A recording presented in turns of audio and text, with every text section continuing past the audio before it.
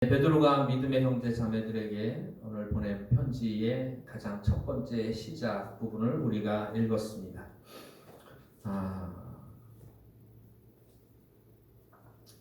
창세기에 보면 하나님께서 하나님의 형상을 따라서 사람을 만드셨다라고 기록하고 있죠. 우리가 우리의 형상과 모양을 따라 사람을 만들고 그로 세상의 모든 공중의 새와 땅의 짐승과 땅 아래 물속에 있는 모든 것을 다스리게 하자 하시고 하나님께서 하나님의 형상으로 사람을 만드셨습니다. 하나님의 형상으로 사람을 만드셨다는 건 세 가지 의미를 가지고 있습니다. 첫 번째 의미는 뭐냐 하면 영적인 존재로 만들었다고 하는 의미를 가지고 있습니다. 불멸의 존재로 만들었다고 하는 의미를 가지고 있습니다. 이 세상에 태어나는 모든 사람은 불멸의 존재로 태어납니다. 육신은 70년이든 80년이든 90년이든 100년이든 이 땅에서 살다가 없어지는 것이 육신이지만 그 육신 안에 있는 영혼은 영원부터 영원까지 존재하는 하나님과 같은 영적인 존재로 지음을 받은 거예요. 그러니까 성경에는 영원한 멸망과 영원한 그 천국에서의 삶에 대해서 영생에 대해서 말하고 있는데 영원한 멸망도 지옥에서 영원히 사는 겁니다. 영원히 존재하는 거죠. 그러니까 영혼은 불멸이에요. 불멸하는 존재로 만들었다고 하는 것입니다. 두 번째는 정치적인 형상으로 만드셨다고 하는 의미입니다. 다스리는 존재로 만드셨다고 하는 의미죠. 하나님은 세상 만물을 만드시고 사람을 만드셨습니다. 그리고 사람을 하나님께서 주관하시고 다스리시는 존재로 만드셨습니다. 그러니까 하나님은 사람을 다스리는 거예요. 그 다스림에 순종하도록 사람은 지음을 받은 거죠.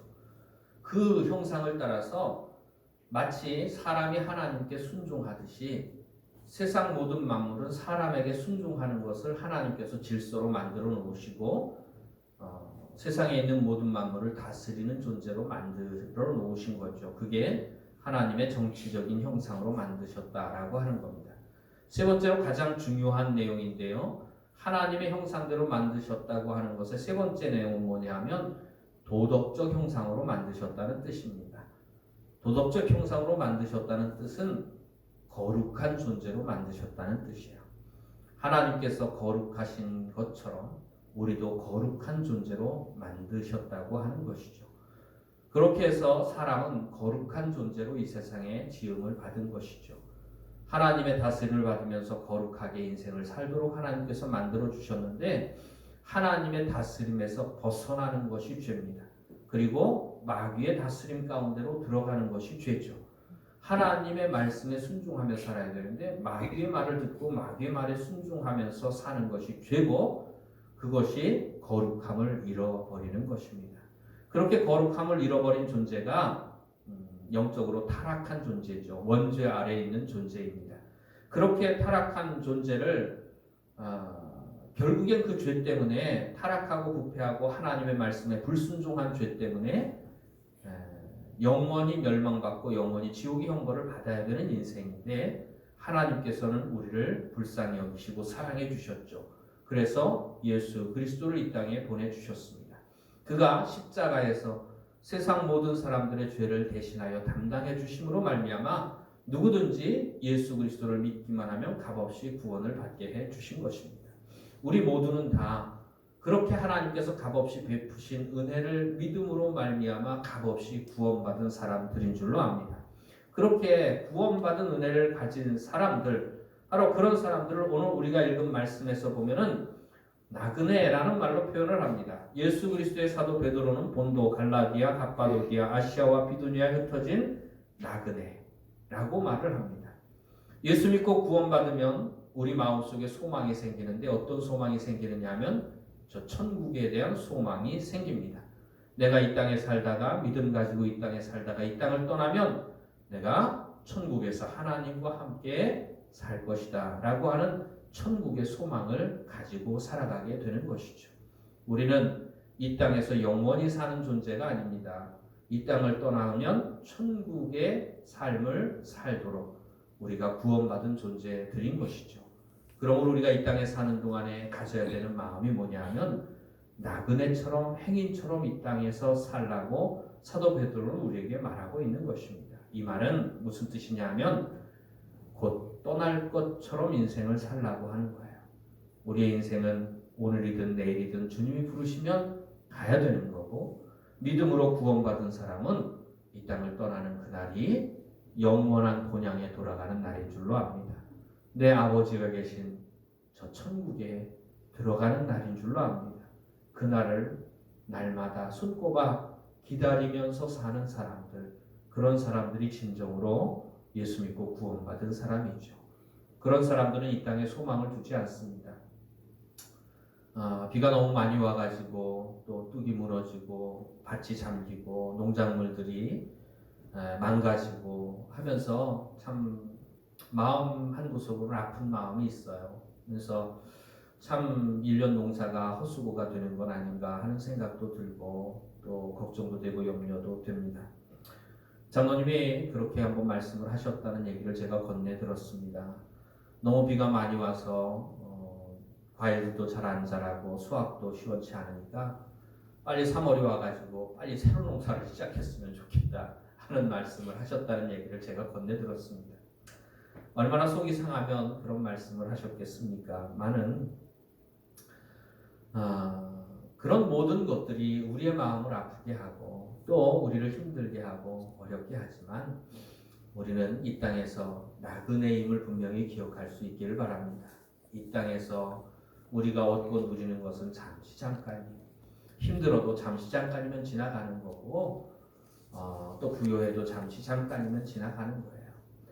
이 또한 지나가리라 라고 하는 마음을 가지고 또 이 땅에서 농사가 잘 되고 안 되는 것이 우리의 인생에 참으로 하나님을 알지 못하는 사람에게는 그것이 중요한 일일 수도 있겠지만 믿음으로 구원받은 사람에게는 이 땅에서 농사가 잘 되든 안 되든 우리의 믿음이 흔들리지 않는 것이 더 중요한 문제인 줄로 믿습니다. 그렇게 어떤 환경 속에서도 무릇 지킬 만한 것보다 너희 마음을 지키라.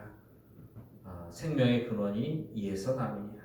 물론 과수원을 지키는 것도 중요하고 열매를 지키는 것도 중요하고 직장을 지키는 것도 중요하지만 그것보다 우리가 더욱 힘써 지켜야 할 것은 어떠한 상황 속에서도 우리의 마음을 믿음으로써 견고하게 세우는 일에 더욱 우리가 힘을 쓸 수 있기를 주의 이름으로 축원을 드립니다. 나그네라고 하는 것은 이 땅의 소망을 끄는 사람들입니다. 이 땅에서 무엇이 잘 되든 안 되든 그거의 마음을 빼앗기지 않는 사람이 나그네예요. 잠시 잠깐이면 떠날 것처럼 사는 사람들, 바로 그 예수 믿고 구원받은 사람입니다. 왜냐하면 이 땅에서의 삶이 아무리 좋다고 한들 저 천국의 삶과 비교할 수 있겠습니까? 이 땅의 삶이 아무리 좋다고 한들 나를 구원하신 예수님을 내 눈으로 직접 배울 날이 우리에게 있게 될 터인데 그날보다 더 기쁜 날이 어디에 있겠습니까? 예수 믿고 구원받은 날도 기쁘지만 정말로 우리 인생의 가장 기쁜 날은 우리 인생의 가장 마지막 날인 줄로 압니다. 우리 인생의 가장 마지막 날에 끝까지 믿음 가지고 살고 믿음 지키며 산 사람은 이 땅을 떠나서 나 같은 죄인을 구원하신 예수 그리스도의 얼굴을 우리의 두 눈으로 직접 뵙게 될 날이 있을 줄로 압니다. 그날의 그 기쁨은 말로 표현할 수 없는 기쁨이에요. 찬송가에 보면 그런 찬송가가 있죠. 구주를 생각만 해도 내 마음이 좋거든. 주 얼굴 배울 때야 얼마나 좋으랴. 여러분, 나를 구원하신 주님을 생각만 해도, 십자가만 생각만 해도 눈물이 나고 내 죄를 담당하신 예수님만 생각해도 기쁘고 즐거운데 그 예수님을 우리가 직접 뵙게 될 날이 있을진데 그날의 그 기쁨은 우리가 평생에 누려왔던 그 어떤 기쁨보다 더 큰 기쁨이 될 줄로 믿습니다. 우리는 그날을 기다리며 사는 사람들이에요. 그 말이 바로 나그네라는 의미에 담겨져 있는 의미인 것입니다. 여러분들이 이 땅에서 영원히 살 것처럼 살지 마시고 내일이라도 오늘이라도 주님 부르시면 곧 떠날 것처럼 나그네로 인생을 살아갈 수 있기를 바라고 나그네로 인생을 살다가 이 땅을 떠나 영원한 내 본향 저 하늘나라에 들어갈 때에 주님의 얼굴 기쁨으로 배울 수 있기를 주의 이름으로 축원을 드립니다. 주님의 얼굴을 기쁨으로 배울 수 있는 건 이 땅에서 주님이 기뻐하시는 삶을 산 사람만 주님의 얼굴을 기쁨으로 배울 수 있을 거예요. 물론 참 부끄러운 모습을 가지고 살아도 주님께서 나를 영접해 주실 것입니다. 평생에 행한 일 돌아보니 못다한 일마나 부끄럽네. 참 마땅히 우리가 살아야 될 바를 알지만 그렇게 살지 못하는 연약함이 우리 가운데 있죠. 인생의 마지막에 평생 행한 일을 돌아볼 때에 어떤 사람은 주님 앞에 담대함으로 설 수도 있을 것이고 어떤 사람은 또 주님 앞에 부끄러운 모습, 부족한 모습으로 설 수도 있을 것입니다. 그러나 아버지 사랑이 날 용납하시고 영생의 면류관을 우리에게 허락해 주실 줄로 압니다. 부끄러워도 주님께서 받아주시지만 기왕이면 담대함으로 정말로 부끄러움 없이 주님 앞에 설 수 있고 주님의 얼굴 배울 수 있는 저와 여러분이 되어지기를 주의 이름으로 축원을 드립니다. 그 방법이 뭐냐 하면 거룩함. 하나님이 거룩하신 것처럼 거룩한 모습. 하나님의 형상대로 지음받은 인생이 예수 믿고 구원받는 순간 하나님의 형상을 회복하는 역사가 일어납니다. 그게 뭐냐 하면 거듭나는 역사예요. 새 사람이 되는 역사입니다. 이전에 마귀의 말을 듣고 마귀에게 종노릇하던 인생이 하나님의 자녀가 되고 하나님의 말씀에 순종하는 인생이 되게 되는 역사가 예수 믿고 구원받는 역사입니다. 우리의 지은 죄가 용서받는 것뿐만이 아니라 우리가 새 사람이 되어서 하나님을 사랑하고 하나님의 뜻대로 순종할 수 있는 힘과 능력도 위로부터 공급받고 성령의 인도하심 가운데 참과 거짓을 분별하고 선과 악을 분별하고 세상의 모든 악은 버리고 선을 행하면서 하나님이 기뻐하시는 뜻대로 살아가는 것, 거룩하게 살도록 하는 것이 하나님께서 우리를 구원하신 목적입니다. 내가 거룩하니 너희도 거룩하여라. 이스라엘 백성들을 하나님께서 애굽 땅에서 출애굽을 시키셨잖아요. 너희는 거기에서 나와서 따로 있고 부정한 것을 만지지 말라. 하나님께서 이스라엘 백성들을 애굽 땅에서 건져내신 이유가 뭐냐 하면 부정한 사람들, 우상 숭배하는 사람들, 하나님을 모르는 사람들, 하나님의 뜻에 불순종하는 사람들과 구별된 삶을 살게 하기 위하여 하나님께서 애굽 땅에서 이스라엘 백성들을 건져내셨다고 하는 것입니다. 성경 말씀 한번 찾아보도록 하겠습니다. 고린도후서 6장 말씀입니다. 고린도후서 6장 말씀입니다.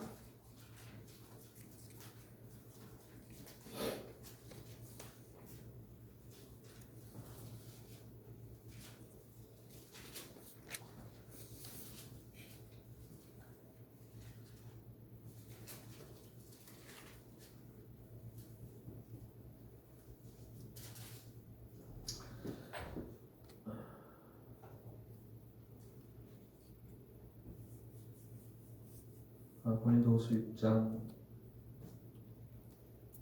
17절 말씀부터 보시겠습니다. 고린도후서 6장 17절 18절 말씀입니다. 함께 봉독합니다. 그러므로 너희는 그들 중에서 나와서 따로 있고 부정한 것을 만지지 말라. 내가 너희를 영접하여 너희에게 아버지가 되고 너희는 내게 자녀가 되리라. 전능하신 주의 말씀이니라. 하나님이 거룩하신 하나님이 나의 아버지가 되시고 그 거룩하신 하나님의 자녀가 되는 것, 그것은 무엇을 의미하느냐 하면은 세상 사람들과 구별된 거룩한 존재가 되었다고 하는 의미예요. 잃어버린 하나님의 형상을 회복했다고 하는 의미인 것입니다. 우리는 세상 사람들과 같이 살지만 구별된 삶을 살도록 세상 사람들 중에서 부름받은 사람들인 줄로 믿습니다. 따로 있도록 거룩하도록 그들과 구별되도록 살게 하기 위하여 하나님께서 우리를 불러주신 것이지 예수 믿고 구원받고도 세상 사람들과 똑같은 모습으로 살게 하기 위하여 하나님께서 우리를 불러주신 것이 아니라고 하는 것을 우리가 분명히 알아야 됩니다. 오늘 우리가 읽은 말씀으로 돌아가서 2절 말씀을 한번 읽어보도록 하겠습니다. 베드로전서 1장 2절 말씀에 보면 나그네가 무엇을 의미하느냐 하면 2절 이하의 말씀에 보면은 곧 하나님 아버지의 미리 아심을 따라 성령이 거룩하게 하심으로 순종함과 예수 그리스도의 핏부림을 얻기 위하여 택하심을 받은 자들에게 편지하노니 은혜와 평강이 너희에게 더욱 많을지어다. 자, 예수 믿고 구원받은 사람, 이 땅에서 나그네로 사는 사람들, 어떤 사람들입니까? 성령이 거룩하게 하신 사람들인 줄로 믿습니다. 성령이 거룩하게 하셨다고 하는 거예요. 성령이라고 하는 뜻이 무엇입니까? 거룩한 영이라는 뜻입니다. 거룩한 영이 예수 믿고 구원받으면 성령께서 우리 마음을 성전 삼고 내 마음속에 와서 나를 다스려 주시는 거예요.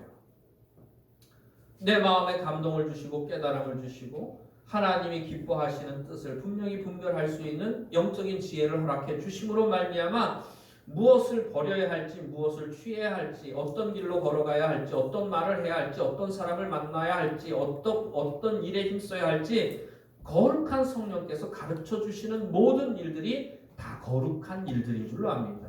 그렇게 해서 성령이 우리 마음속에 오신 것은 뭐냐면 우리를 거룩한 삶을 살게 하기 위하여 우리 마음속에 오신 것이죠. 성령이 거룩하게 하시는 역사를 오늘도 우리 가운데 일으켜 주시는 줄로 믿습니다. 그 거룩하게 하는 방법은 두 가지가 있어요. 성령의 거룩하게 하심의 방법이 오늘 우리가 읽은 말씀 베드로후서 1장 2절 말씀에 두 가지로 나와 있습니다. 첫 번째는 뭐냐 하면 따라합시다. 순종함으로 거룩하게 된다.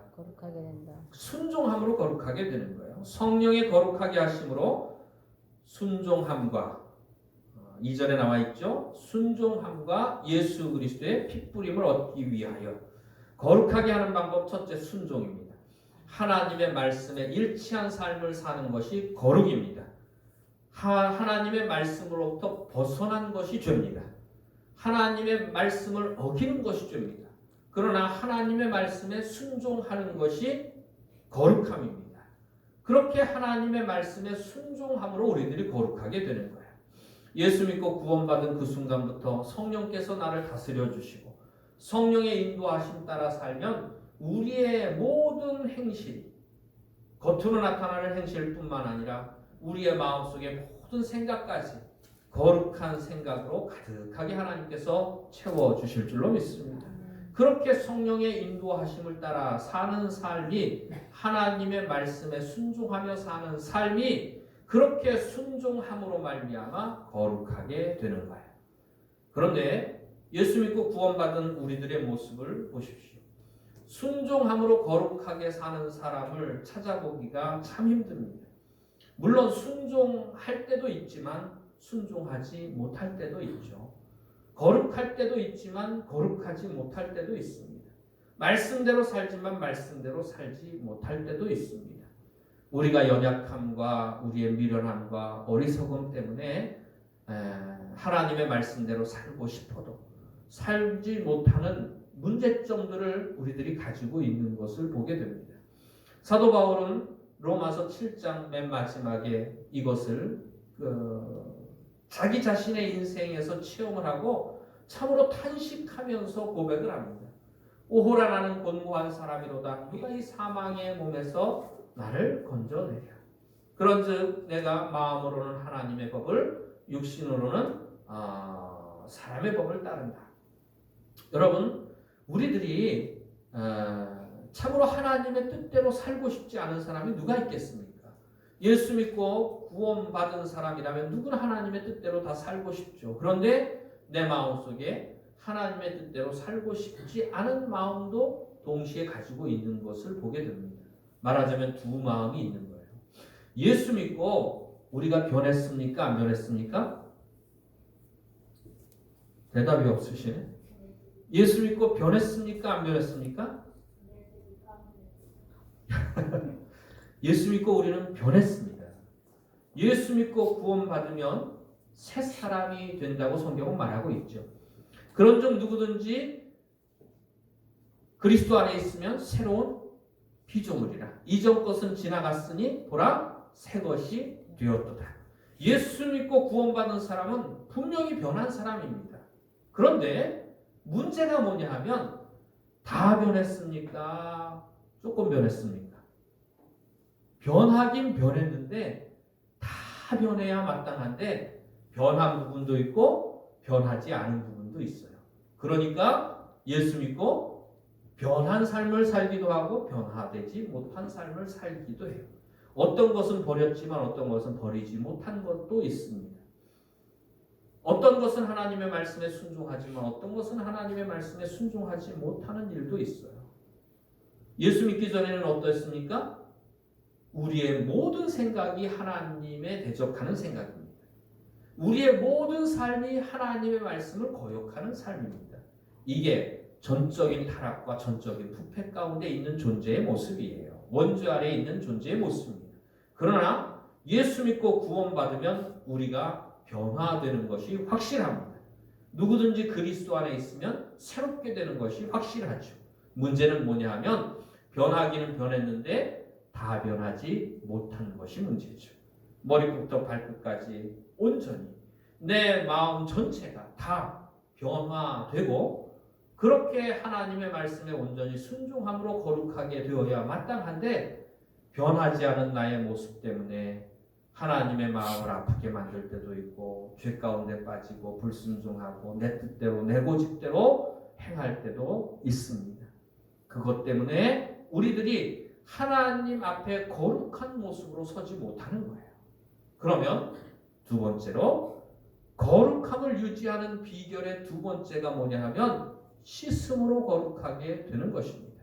오늘 우리가 읽은 말씀 베드로후서 1장 2절 말씀 보면 곧 하나님 아버지의 미리 하심을 따라 성령이 거룩하게 하심으로 순종함과 거기에 1번이라고 쓰고 순종함으로 거룩하게 되는 거예요. 그리고 두 번째 순종함으로 거룩하게 되어야 마땅하죠. 그런데 우리가 온전히 변화되지 못함으로 말미암아 또 우리의 연약함으로 말미암아 죄를 짓고 실패하면 예수 그리스도의 피 뿌림으로 거룩하게 되는 줄로 압니다. 우리가 예수 그리스도의 십자가의 보혈의 공로가 우리의 인생을 사는 내내 필요한 존재입니다. 왜냐하면 우리의 평생에 예수 믿고 구원받은 그 순간부터 죽을 때까지 거룩하게 사는 사람을 우리가 어디서 볼 수가 있겠습니까? 죄 가운데 빠지고 불순종하고 교만한 마음으로 행하고 하나님의 마음을 아프게 할 때가 있죠. 그러면 성령께서 근심하시죠. 그리고 우리의 죄악을 깨닫게 해주십니다. 성령을 모시고 살지 못하는 사람들은 죄를 지어도 죄가 죄인 줄도 몰라요.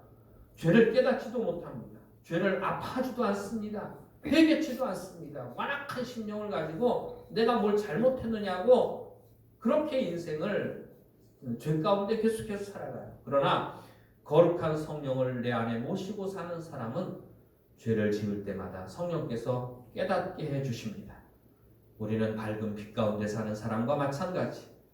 우리의 어두움 가운데서 행했던 죄악들을 우리가 미처 깨달아 알지 못하는 죄악들까지도 성령께서 우리에게 깨닫게 해주시는 거예요. 거룩한 성령과 함께 동행하면 거룩하지 못한 모습이 분명하게 깨달아질 수밖에 없는 거예요. 그렇게 거룩하지 못한 죄 가운데 거하는 우리의 모습이 깨달아질 때에 성령께서 회개의 영을 부어주실 줄로 믿습니다. 회개하는 마음을 우리에게 허락해 주시는 거예요. 예수여 비오니 애통하며 회개할 마음 충만하게 하소서. 죄를 깨닫게 해주시는 마음뿐만이 아니라 그 죄를 아파하고 회개할 수 있는 마음도 주십니다. 그리고 우리를 십자가 앞에 나가게 만들죠. 회개하고 애통하는 심령으로 주님의 십자가의 보혈을 의지하는 사람에게는 십자가의 핏뿌림으로 거룩하게 되는 역사가 있게 되는 것이죠. 제가 어릴 때에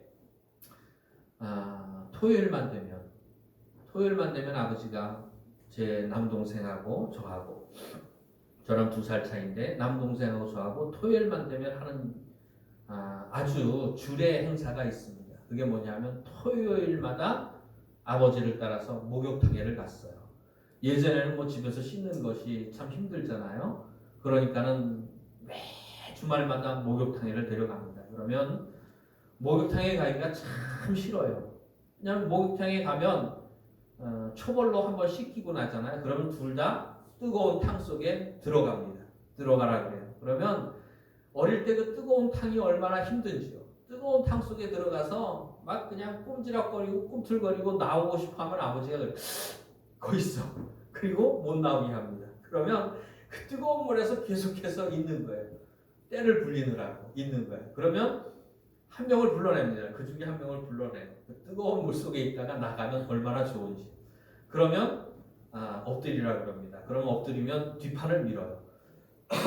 뒷판을 밀고 나면 다시 탕으로 들어가야 됩니다. 그러면 탕에 있던 둘째가 또 나오죠. 그러면 뒷판을 먼저 밀어요. 그동안에 저는 또 탕 속에 들어가 있어야 돼요. 그리고 또 교대를 해서 또 교대를 합니다. 그러면 이번에는 뒤집어서 또 다시 앞판을 밀어요. 그리고 난 다음에 두 번째 앞판을 밀죠. 그러면 그게 탕 속에 목욕탕에 가기가 참 싫어요. 탕 속에 들어가 있는 게 참 힘들고 어려우니까 어린 나이에 그걸 견뎌야 되는 거니까. 그렇게 해서 때를 밀고 나면 아주 참 기다리는 시간이 있습니다. 그 시간이 뭐냐 하면 탕에서 나오면 물기를 닦고 아버지가 우유를 하나씩 사줘요.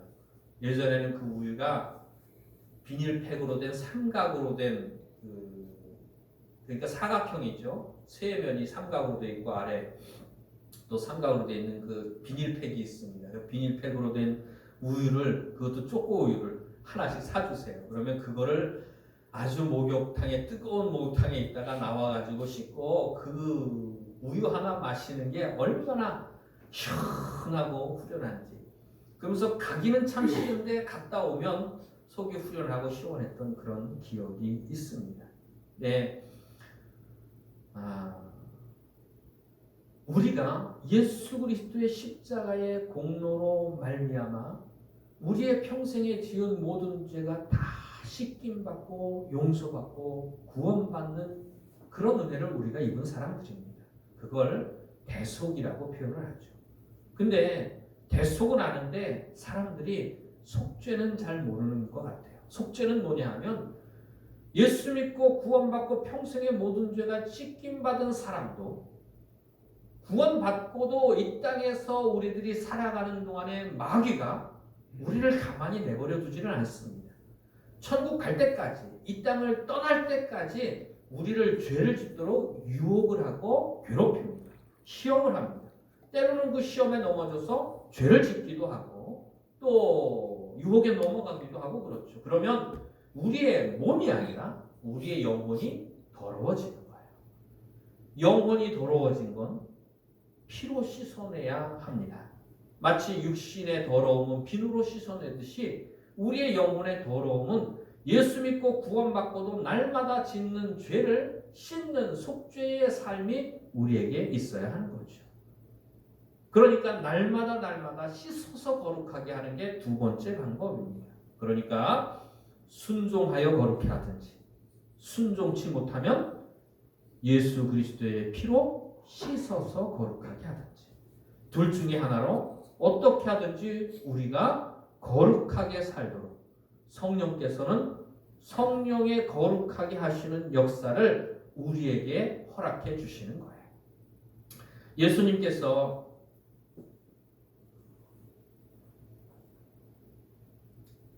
붙잡히시기 전 마지막 제자들과 최후의 만찬을 하시고 난 다음에 허리에 수건을 두르시고 제자들의 발을 씻기셨죠. 제자들의 발을 씻기시다가 베드로의 발을 씻길 때가 되었는데 베드로가 그렇게 이야기합니다. 주여, 제 발을 절대로 씻길 수 없습니다. 그랬더니 예수님께서 말씀하시기를 내가 너의 발을 씻기지 않으면 내가 나와 상관이 없느니라. 이렇게 말씀을 하셔요. 그러니까 베드로가 다시 예수님께 말하기를 주님과 발을 씻어야만 상관이 있다면 발뿐만이 아니라 내 온 몸을 씻겨 주옵소서 이렇게 말을 해요. 그때 예수님께서 하신 말씀이 이미 목욕한 자는 발밖에 씻을 필요가 없느니라 라고 말씀을 하시죠. 우리는 평생에 지은 죄가 완전히 깨끗이 예수 믿고 난 다음에 씻김 받은 존재인 줄로 압니다. 그게 바로 목욕하여 깨끗하게 하는 역사죠. 그러나 목욕을 했다고 해서 안 더러워지는 게 아니죠. 날마다 살면서 더러워지는 건 뭐가 더러워지는 거예요? 조금씩 부분적으로 더러워지는 거고 발이 더러워지는 거예요. 그 발을 깨끗이 씻기는 역사가 있어야 계속해서 주님과의 관계가 유지가 되는 거죠. 씻지 않으면, 더러운데도 씻지 않으면, 더러워졌는데도 씻지 않으면 주님과의 관계에 문제가 생기는 거예요. 그러니까 죄를 지어서 문제가 생기는 게 아니라 그 죄를 씻지 않아서 문제가 생기는 거예요. 하나님께서는 죄인을 미워하시는 게 아닙니다. 우리가 잘못 알고 있는 게 뭐냐면 하나님께서 죄인을 미워하신다고 생각을 해요. 아니요. 하나님께서는 죄인을 긍휼히 여기시고 불쌍히 여기시고 사랑하십니다. 하나님이 미워하시는 건 죄인이 아니라 죄를 미워하시는 거죠. 제가 중학교 1학년 때로 기억이 돼요. 초등학교 6학년을 마치고 난 다음에 초등학교 6학년 그 졸업생들이, 제가 6학년 6반까지 있었는데 6학년 6반 반장이었었어요. 그러니까 반장 부반장들끼리 이렇게 모임을 가지고 우리가 동창회를 한번 하자. 졸업을 했으니까 동창회를 한번 하자 이랬는데, 동창회를 하는 걸 같이 얘기를 하기 위해서 그 반장 부반장이었던 사람들을 같이 다니면서 이렇게 집집마다 다니면서 그걸 논의를 하고 그렇게 얘기를 해요. 근데 그때가 여름이었던 것 같습니다. 여름방학인데 예전에 신던, 중학교 때 신던 검정색 운동화 있잖아요. 검정색 운동화인데 그때 양말도 별로 변변찮은 게 없잖아요. 그러니까는 운동화도 신다 보면은 운동화 상에 붙어있는 천이 다 떨어져 나가죠. 그러면 공만 남아서 매끈매끈 하잖아요. 그런데다가 여름에 양말 없이 그 운동화를 신고 돌아다니면 운동화 속이 어떻게 돼요? 시커멓게 되고 이 끈적끈적한 시커먼 것들이 생깁니다. 혹시 경험해 보셨는지 모르겠는데 아주 그냥 때가, 먼지가 그 운동화 속에 다 땀하고 이렇게 범벅이 돼가지고 끈적끈적해요. 근데 신발이 뭐 많기를 합니까? 그 운동화 신고 애들을 만나러 갔는데, 어느 집에를 갔는데 제 발속은 지금 더러워가지고 끈적끈적한 그 땀하고 때하고 뭐 먼지하고 이렇게 묻어가지고 신발을 벗으면 발가락하고 발가락 사이에 시커먼 때가 이렇게 끼어 있잖아요. 근데 자꾸만 마루로 올라오라 그러는 거예요. 근데 제가 그구나, 내가 안 올라가겠다. 난 마루에 안 올라가겠다. 그랬더니 애들이 올라와서 여기 앉아가지고 마루에 앉아서 같이 얘기하자 그랬는데 나는 끝까지 마당에 서 있었습니다. 신발을 신고 끝까지 마당에 서 있었어요. 왜냐하면 신발을 벗으면 그 더러움이 드러나고 부끄러울까 봐. 여러분들, 예수 믿고 구원받고 우리들이 문제가 뭐냐 하면 우리 안에 있는 죄들을 숨기는 게 문제예요. 왜냐하면 죄를 지은 걸 드러내고 나타내는 순간 다른 사람들로부터 받을 손가락질 때문에 다른 사람들이 나를 비웃을까봐 우리가 예수 믿고 난 다음에 짓는 죄들을 마치 죄를 안 지은 것처럼 그렇게 숨기는 생활을 하는 사람들이 참 많이 있어요. 그러니까 서로가 세상에 나가서는 어떻게 살지 모르고 죄 짓고 살면서도 교회에 와서는 어떻게 행동하느냐 하면 마치 죄를 안 지은 것처럼, 마치 깨끗한 것처럼, 마치 모든 하나님의 말씀에 다 순종하여 거룩한 것처럼 자기 자신을 포장하고 거룩한 사람처럼 보이도록 행동하는 위선적이고 이중적이고 가식적인 모습으로 살아갈 때가 참 많습니다. 아니요. 죄는 교회에 와서 주님 앞에서 해결받아야 되는 문제이지 감추어야 되는 문제가 아닙니다. 발을 씻지 않으면 주님과 상관이 없는 거예요. 예수 믿고 구원받는 건 목욕하는 일이라고, 깨끗이 씻김 받는 일이라고 생각을 한다면 예수 믿고 구원받은 다음에 매일매일 짓는 죄는 우리가 주님께로부터 씻김 받아야 되는, 발을 씻김 받아야 되는 것처럼 주님께 씻김 받아야 되는 죄인 줄로 압니다. 순종해서 거룩하게 되든지 씻어서 거룩하게 되든지 어떻게 하든지 여러분들은 거룩한 사람으로 살도록 부름받은 사람인 줄로 압니다. 우리는 세상 사람들과 구별된 삶을 사는 사람들이에요.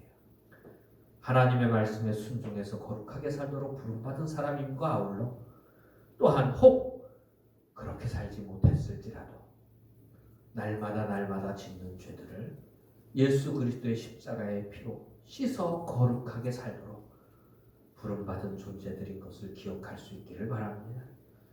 순종하든지 씻든지 주님께서 우리에게 요구하시는 건 거룩함이에요.